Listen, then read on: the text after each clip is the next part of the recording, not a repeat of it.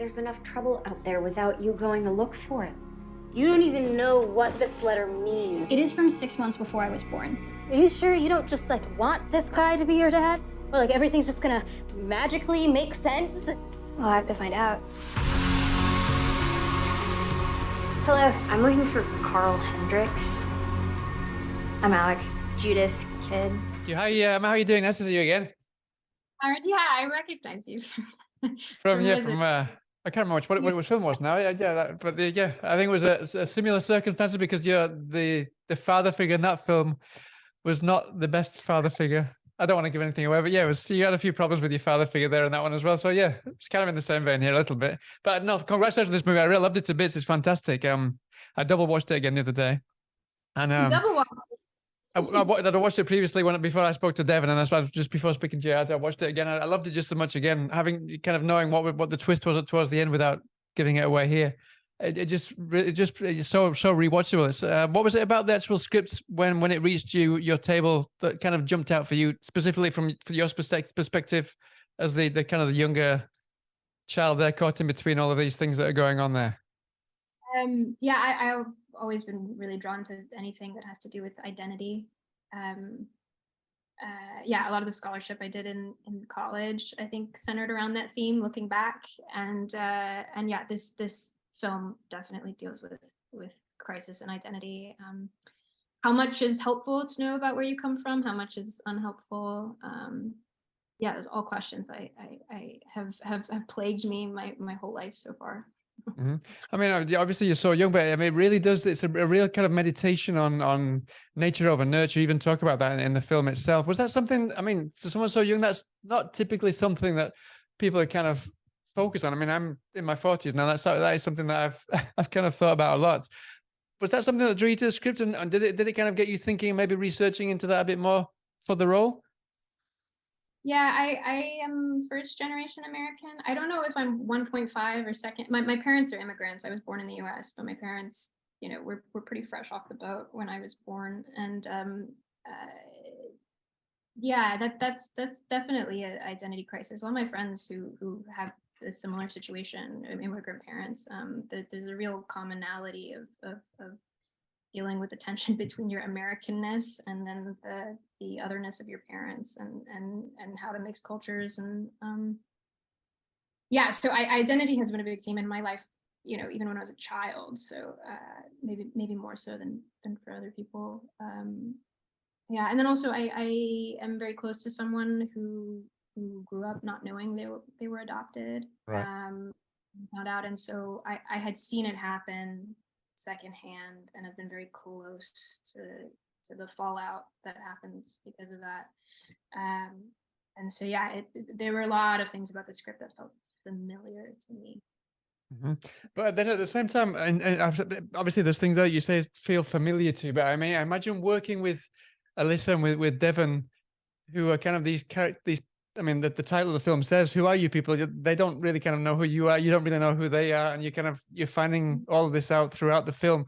How did you prepare with the two of them for this, to kind of the relationship with both of those? Because I understand that Devon, for example, went into his hotel room and kind of was in his own space and kind of did his own thing, and then came on set and acted things out with you. Was that how you kind of got to know them in sequence and as it happens in the film, or did you kind of rehearse a little bit more so beforehand? Devon wanted nothing to do with me. Oh.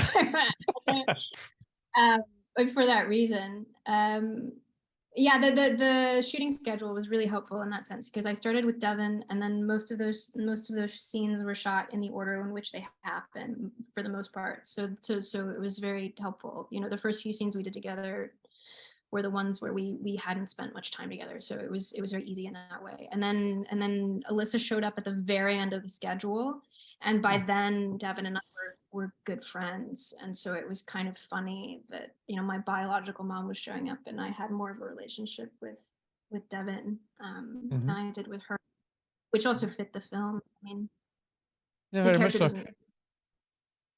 No, the other day I was speaking to Devon, and I asked him a little bit. It does kind of delve into religion and the idea that people who haven't been religious previously, they find religion, and maybe that's some kind of redemption without giving anything away from the film.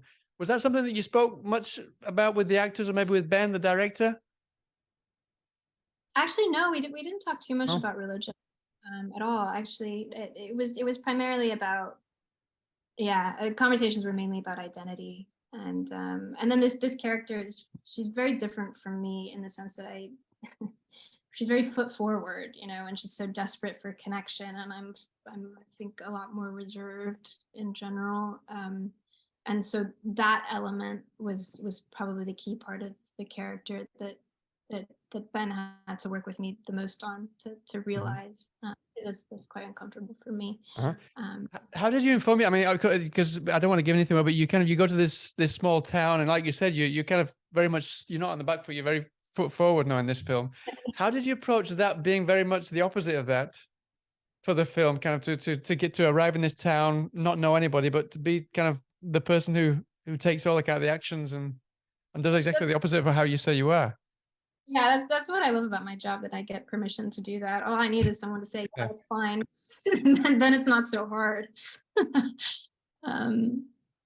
Yeah, I really loved the script too. And the character was Ben had done a lot of the character work on the page, so it wasn't very hard. A lot of her quirks were already written in. So yeah, it's a good blueprint. And obviously, I mean, it's been really this has been one of the most difficult films to prepare questions for, because of I don't want to give anything away. Devin said the same. He was up all night before his interviews the other day.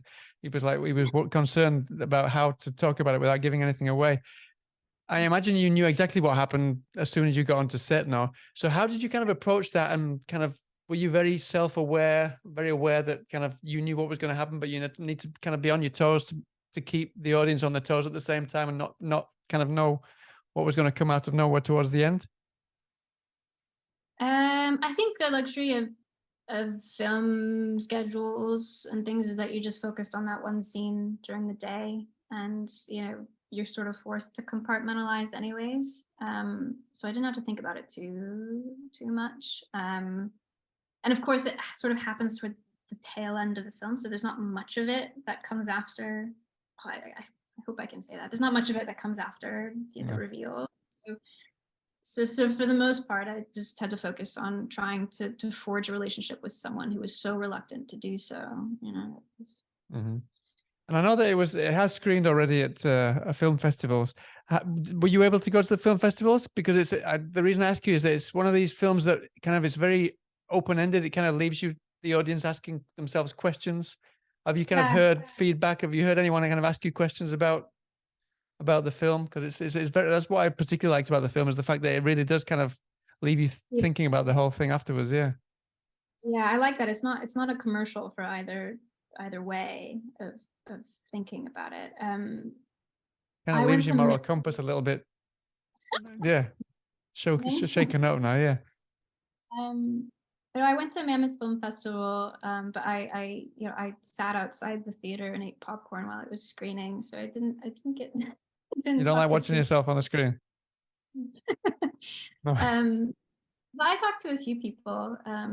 People were very kind about it. I don't think I had the chance to get into really deep conversations. I tend to make myself scarce. Right.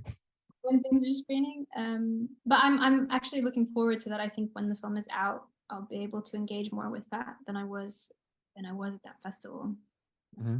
So listen, just to finish off then, I know that you have another film coming out. I don't know how much you can say, but I was reading that you are in this Renny Harlin's The Strangers remake. I don't know if it's a remake, a sequel. I don't know what you can say about that. Is that all done and dusted? Is it a remake? Is it a sequel? Can you say anything about it? I haven't gotten the PR talking points for that. Right. It's within the same universe, I'll say that. And it's a trilogy, I can say that. It's a trilogy, so it's okay. I didn't know that, right? Uh-huh. Yeah, no, I thought it was very fun to shoot and work with him. And we shot it in Slovakia, which is I speak the language, so it was all right. a delight to be in that country and work. Yeah. Oh, that's fantastic. Well, listen, Emma, thank you so much again. It's nice to see you again. I wish you the best of luck with the film when it comes out on Friday, and I hope to speak to you again when The Strangers hits theatre sometime soon. Thanks, Aaron. Thanks. All right, that'd be great. All right, nice to see you. Take care then.